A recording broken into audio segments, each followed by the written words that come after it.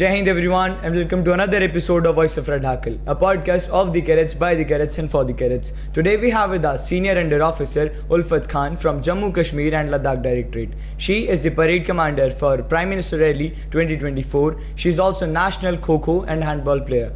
Welcome Ulfat. Jai Hind Deepak, thank you for having me. Ulfat, how do you feel like inspecting the parade along with Honorable Prime Minister? It's a huge thing itself. Yeah, it's a very great opportunity for me to be a parade commander. Actually, I struggle for almost 9 months every day, and I feel so proud for me and for my directorate also. Exactly. So how has your journey been coming from Uri, Jammu and Kashmir and reaching till here? Uri is a place which is located in left bank of river Jhelum river. As you all know, Uri is a very far place. मतलब वहाँ से आना हमारे लिए बहुत बड़ी चुनौती का सामना हुआ. मेरे से पहले अभी तक वहाँ से कोई लड़की ऐसे एक्सप्लोर नहीं कर पाई है, क्योंकि वहाँ पे ज़्यादा एक्सप्लोर नहीं मिलता है. तो I shifted to Jammu for my graduation. So मैंने जम्मू में इसीलिए शिफ्ट किया ताकि मैं एनसीसी में पार्ट ले सकूँ. And it's my dream to be a Republic Day camp part. I am in 3rd year. मैं लास्ट ईयर भी आई थी, तो लास्ट ईयर कोई ऐसे हो गया, तो लास्ट ईयर फर्स्ट फेज में ही आउट हो गई थी. तो तब से मैंने ठान लिया कि तो मुझे लगानी है तो लगानी है आरडी. अभी मतलब एक जोश होता है कि वो आ गया था, मतलब लगानी है तो लगानी है. और ये ऐसे राजपथ भी नहीं चलना है, लगानी है तो कमांडर ही लगानी है. तो इसके लिए बहुत ज़्यादा मैंने स्ट्रगल किया है. स्ट्रगल्स में मेरे उस्ताद थे, बख्शी सर, लवनीत सर, और बहुत सारे थे मेरे कलीग्स वगैरह. मेरी फैमिली ने मुझे बहुत सपोर्ट किया.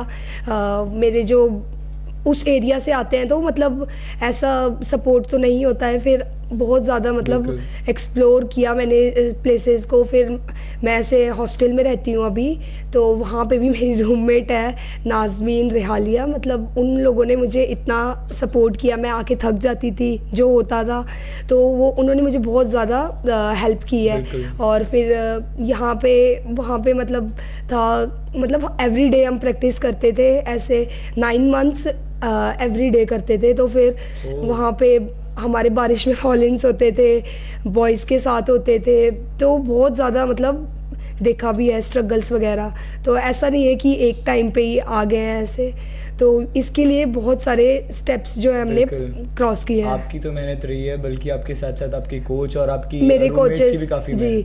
और फिर यहाँ पे आके आरडीसी में यहाँ पे हमारे डीआईज ने बहुत ज़्यादा सपोर्ट किया. हमारे एडीजी सर, डीजी सर, और गार्ड ऑफ ऑनर में मेरी एक फ्रेंड है रुखसाना, उसने भी मुझे बहुत ज़्यादा सपोर्ट किया. तो उस करके अभी मैं जिस पोजीशन पे हूँ, इधर मेरा अकेला हाथ नहीं है, मेरे साथ बहुत सारे लोग हैं जिनकी वजह से आज मैं इस जगह पे हूँ.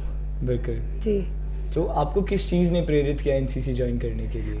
एक्चुअली मेरे फादर जो है वो पैरामिलिट्री फोर्स में है, सीआईएसएफ में जॉब करते हैं. अभी फ़िलहाल वो भोपाल में पोस्टेड है. तो every day I use to see him. वो बेल्ट लगाते थे, कैप लगाते थे, कैमोफ्लाई यूनिफॉर्म लगाते थे. तो उनको देख के एक ऐसा जोश आता था कि मैंने भी जाना है. अभी तो कुछ नहीं कर सकते, तो सोचा था पहले एनसीसी ज्वाइन करेंगे, फिर आगे कोई फोर्स ज्वाइन करेंगे. तो मतलब फोर्स ज्वाइन करने के लिए तो अभी ग्रेजुएशन करनी थी, कितना टाइम था, तो सोचा सबसे पहले एनसीसी ज्वाइन करेंगे. एनसीसी यही हो गया एक आर्म्ड फोर्स, मतलब किस तरह से चलती हैं ये, मतलब बहुत ज़्यादा मोटिवेशन हमें देता था. फादर ने भी बहुत ज़्यादा सपोर्ट किया है इस चीज़ के लिए. मतलब बाकी जैसे होते हैं, बाकी मतलब पीछे करते हैं ऐसे कि लड़की है, नहीं करना है, उस एरिया से है ऐसे. बाकी ऐसा कुछ नहीं था. हमारे फैमिली बहुत ज़्यादा सपोर्ट किया था, फैमिली ने, कि इस चीज़ को लेके आगे आओ. बिल्कुल. तो अभी तक if you talk about the learnings from NCC, तो आपने अभी तक क्या क्या सीखा एनसीसी से? एनसीसी से सीखा, फर्स्ट ऑफ ऑल एनसीसी का मोटो ही है यूनिटी एंड डिसिप्लिन. तो यूनिटी हमें बहुत अच्छी चीज़ सिखाई है. हमने जैसे नेशनल कैंप्स वगैरह लगाए हैं, तो उसमें ऑल इंडिया से बच्चे आते हैं, ऑल इंडिया से. तो उनसे फ्रेंडशिप की, मतलब कैसे टाइम मैनेजमेंट करना है. टाइम मैनेजमेंट के बाद जैसे हमने कैसे चलना है आगे, मतलब हर चीज़ करिकुलम के साथ चलनी है, वो सब सीखा है एनसीसी में. बिल्कुल. अगर हम बात करें एनसीसी की स्थिति की, तो उरी में एनसीसी की स्थिति कैसी है अभी? How it is contributing to the society? हाँ, उरी में स्थिति अब भी अभी एक्सप्लोर हो रही है वहाँ से।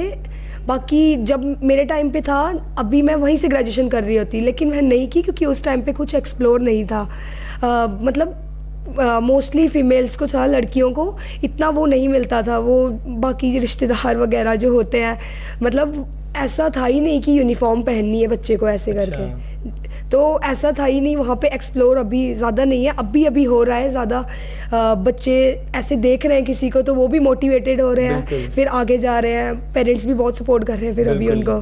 तो आप जैसे कह रहे थे उनके लिए ज़रूर प्रेरणा बनेंगे जी, और वो आपको ही फॉलो करेंगे, आई होप सो। आप एनसीसी के अलावा हैंडबॉल और खो खो के भी नेशनल प्लेयर हो, जी। तो आपने कब खेलना शुरू किया? Actually in class 8th my sister, मतलब मेरी सिस्टर है, वो 4 टाइम नेशनल कबड्डी प्लेयर रह चुके हैं, तो उनको देख के मुझे बहुत मोटिवेशन मिलती थी कि मैंने भी किसी स्पोर्ट्स में आगे जाना है। तब से मैंने स्टार्ट किया।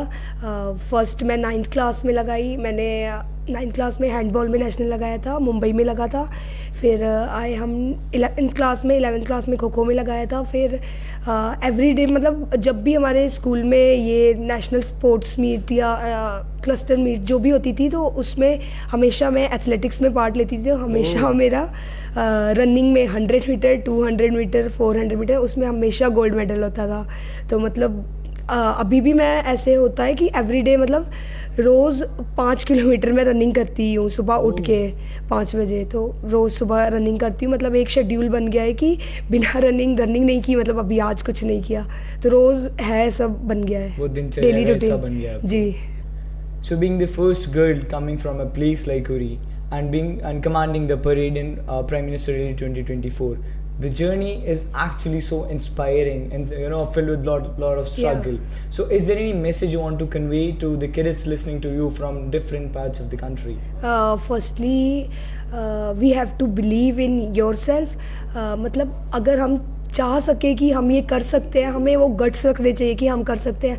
अगर सामने वाला बंदा है कोई, अगर वो कर रहा है, हम अगर कोई बहुत अच्छा कर रहा है, हम सोचेंगे कि उसके भी 2 पैर हैं, उसके भी 2 हाथ हैं, वो कर रहा है तो हम क्यों नहीं कर सकते हैं ये। तो ये चीज़ मैंने हमेशा दिमाग में, ये मुझे मोटिवेशन देती थी किसी भी आर्मी पर्सनल को देख के, किसी को भी देख के, अगर वो कर रहा है तो ये हम क्यों नहीं कर सकते। हमारे पास भी ऊपर वाले ने दिए 2 हाथ 2 पैर, तो हम ये कर सकते हैं। तो अभी ये मेरे लिए बहुत, अभी मुझे समझ नहीं आ रहा है क्या बोलूँ, कि ये बहुत बड़ी बात है मेरे लिए कि मेरी फैमिली के लिए, हर मेरे डायरेक्टरेट से हर एक इंसान के लिए, कि मैं, ये आसान बात नहीं है कि 17 डायरेक्टरेट्स में ऐसे 1 गर्ल सेलेक्ट होना, ये सबके लिए बहुत प्राउड की बात है।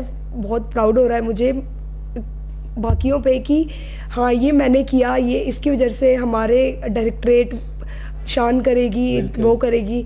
और जितनी भी लड़कियां हमारे एरिया से देखेंगी कि वो देखेंगी कि हाँ, जब ये कर सकते हैं हम क्यों नहीं कर सकते। बिल्कुल, सबके पास है तो ज़रूर सब भी कर सकते हैं ये चीज़। तो हमेशा खुद पे विश्वास रखना चाहिए कि हम ये करेंगे तो हम ये करके ही दिखाएंगे। एनसीसी ने मुझे बहुत ज़्यादा अपॉर्चुनिटीज़ दी है। मैं अपने एरिया के लोगों को ये बताना चाहूँगी कि अगर असी अपने उत्ता विश्वास रख सा कि असी ये करके इंसान, तो असो कोई रोक नहीं सकता। Thank you, Ulfat. Your journey would continue to inspire cadets across the nation. Yeah. We are honored to have you here. Thank you for coming. Thank you.